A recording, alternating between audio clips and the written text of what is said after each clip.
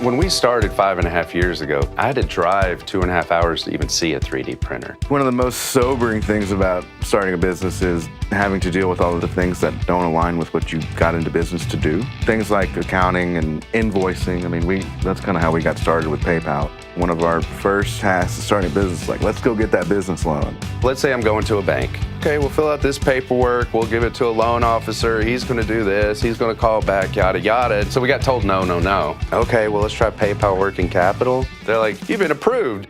The accessibility was kind of mind-blowing. PayPal was easy. I didn't find out about the PayPal Makeover until we won. Bryce came into the office one day and said, hey, we just got $10,000. And I didn't believe him. I get that a lot. So we used the Makeover e-commerce site to launch our product, the Drools Baby Teethers. Now talking with Zero, they're like, well, when you structure this is going to be a wholly owned subsidiary. We got a wholly owned subsidiary now. We made it. When you're day-to-day trying to grow your business, you get focused on that grind, and you really have to think about long-term and goals and vision, and working with PayPal really did bring some of those things to the forefront, make us focus on them again, and start looking to the future.